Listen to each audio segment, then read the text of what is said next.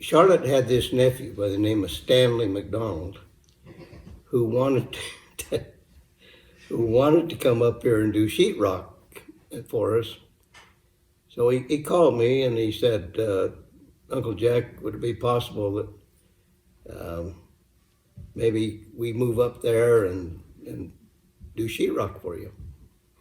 I said, well, if you want to, why, sure, we can give you a job. So they moved up here, and they bought a double wide trailer. And in the process, his credit wasn't very good, so he came and asked if I would sign a note with him. Well, I told him we'd give him a job. I guess he got to help me find a place to live, so I said, sure, I'll sign a note with you. He only lasted about, I don't know, 6 months or 9 months or maybe a year. And then he decided that Susie and he wanted to move back to Salt Lake. Well, I said, okay, that's fine. And I thought they would take care of moving, but then I get a call from the bank and they say, Jack, we have a note here that you signed that is 3 months delinquent. And I said, no, I'm current on all my payments. And they said, well, yeah, it's got your name on it. And I said, well, it's something wrong because I make all my payments. And I said, what's it on? How much is it? And it seemed like it was about $4,700 or something like that. And I said, well, tell me more about it. I said, well, do you own a trailer? And I said, no. Oh, wait a minute.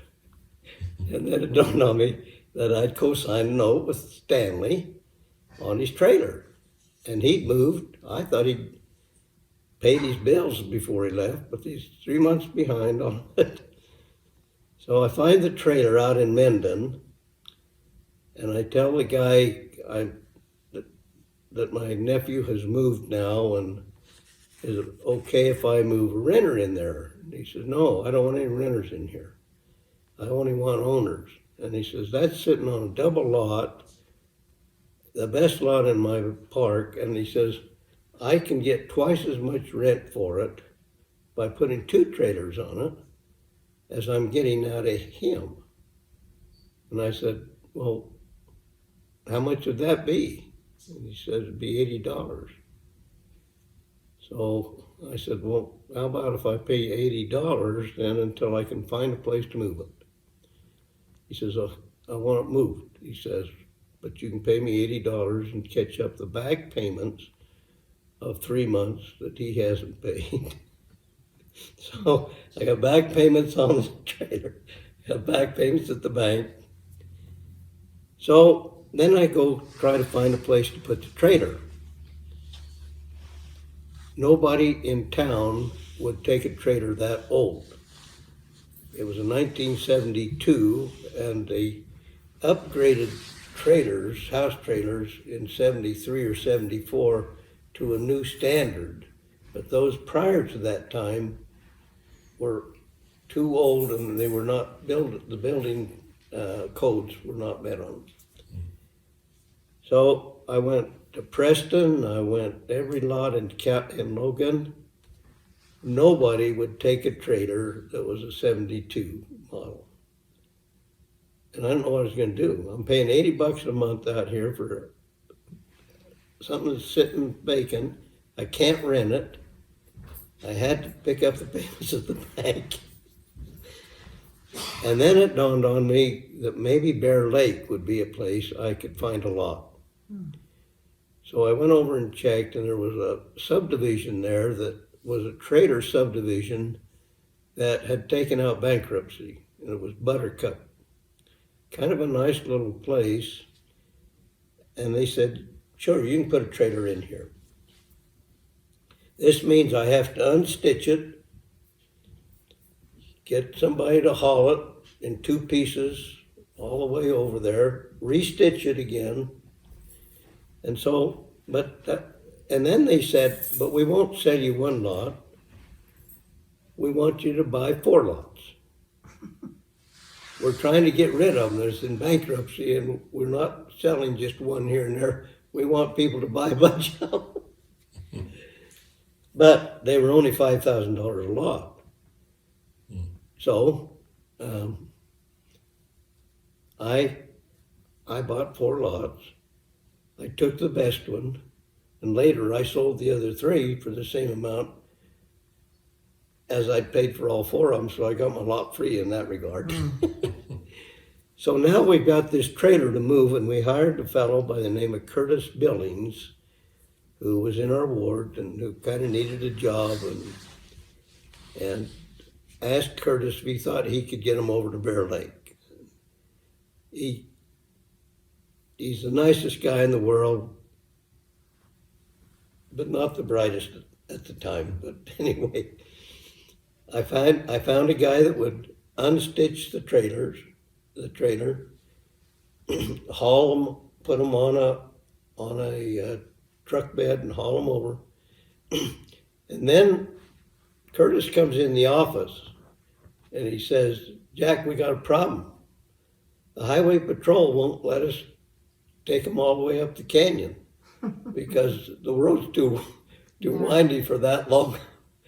And I said, "Well, where's the piece you're hauling?" And he says, "It's up the canyon."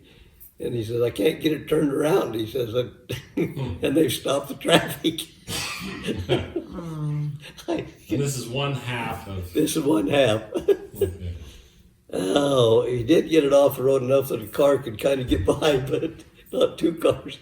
Anyway, we finally got that resolved. And I don't remember how. I said, "Curtis, you figure it out." But we did. And then, but how do we get it to Bear Lake? I got half on a truck, half sitting on the lot, I'm paying on it. And then it dawned on me that maybe we could take it up to Idaho and up Immigration Canyon because the road was not as narrow there, and back down. And so that's what we did. So it cost $1,000 to unstitch it. It cost $1,000 for each half that we hauled over there. Took another $1,000 to stitch it back together, plus what I was paying Curtis. But we finally got it over there, and we got it set on the lot where we thought the lot was, and I found out later that I'm a little bit on a lot that I didn't buy, so I'm a little bit encroaching on the other lot. Anyway, we got it over there, stitched it back together, and it had a round roof on it. And I told my employees, I said, "Anytime you want to use it, just go use it. It's there for you to use." Well, after about 6 months, in comes Steve Thatcher, who was one of our building superintendents. And he says, "Jack," he said, "that roof leaks like a sieve over there." He said, and I said, "Well, can't you patch it?" And he says, "No." He says, it's just gone." And I thought, well, here we go. So I said, well, while we're doing it, let's put a nice pitch on it. Let's get some trusses and put a nice pitch on it so it looks good. So he orders trusses for it. And then Rulinda thought we ought to put new windows in it while we're at it. So we order windows, thinking it has 4x4 walls. They're all sitting there getting ready to put on. Steve says, "Jack, that's only got 2-inch walls. Did you know that?" So we got trusses bought, we got windows bought, but we got 2-inch walls that won't support the trusses. So I said, "Steve, what do we do?" He says, "We got to build new walls or else widen, thicken the walls." And I said, "Knock the whole thing down to the frame and build a house on it and put the truss and the windows in it." And we got a cute little house there. It cost about I don't know, it cost a lot of money to build to destroy it. So did you use the trailer frame at all? I used the frame. We built it on the frame. You did? Yeah, built on the frame. We poured some footings underneath the frame so it's stable. Wow. So that's the story on the Bear Lake. I don't know how much we're in it, probably in $100,000, and I thought I'd be in it maybe $30,000 by the time I got it done. And that's still there today? Yeah, it's there, and it's a cute little trailer. And have you had your family up there much, or have you had some memories up there? No, everybody. That's right. That's okay. Everybody's what? Everybody else is using it. He never gets hardly a chance to use it because everybody else is going over and using it. Our employees use it. So were your kids kind of raised when you did this or something, or were they young? No, Grace was building houses for us at that time, so they were after their missions, or maybe one or two was on a mission. Yeah. Pretty much raised. Anyway, just a nice experience about signing notes for people. Yeah, like not to. Yeah.